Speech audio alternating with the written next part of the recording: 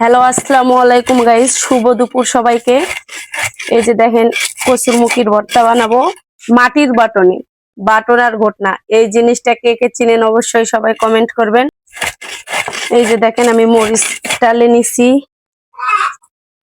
আর একটা কথা গাইস, যারা যারা আমার ভিডিও দেখে জ্বলো তাদেরকে একটা কথা বলি, আরে আমাক দেখে না জ্বলে আমার নেবেলে আসার চেষ্টা কর। নিজের চরকায় নিজেরা তেল দে, আমাকে নিয়ে সমালোচনা না করে নিজের চরকায় নিজে নিজে তেল দেও। নিজের সংসার কিভাবে চলবে, কিভাবে ভালো থাকবে সেই চিন্তা ভাবনা করো, মানুষের চরকায় তেল না দিয়ে। তো গাইস, যাই হোক, কথা বলতে বলতে আমার ভর্তাও বানানো হয়ে যাচ্ছে। এই দেখেন কত সুন্দর ভাবে মিহি হচ্ছে। এটা কিন্তু মাটির বাটন, আমাদের উত্তরবঙ্গে এই জিনিসটা সবাই ইউজ করে। আমিও যত ভর্তা বলেন, জিরা কাঁচামরিচ সবকিছু বাটা যায়। দেখেন ভর্তাটা দেখলেই আপনারা বুঝতে পারবেন কত সুন্দর ভাবে বাটা হয়ে গেছে।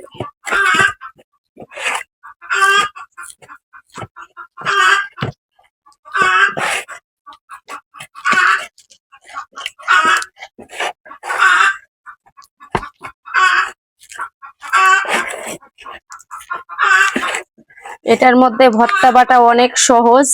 এই যে দেখেন, কোনো বেশি প্রেসার দেওয়া লাগে না, একটুখানি ঘষটা দিলেই সবকিছু ওকে। এখন আমি টেস্ট করে দেখি আমার ভর্তা ডলা হয়ে গেছে। কচুরমুখির ভর্তা অনেকদিন থেকে খাওয়া হয়নি।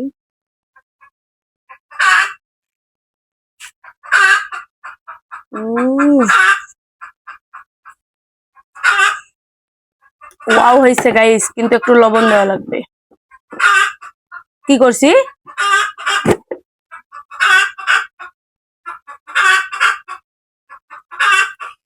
একটু লবণ কম হয়েছে।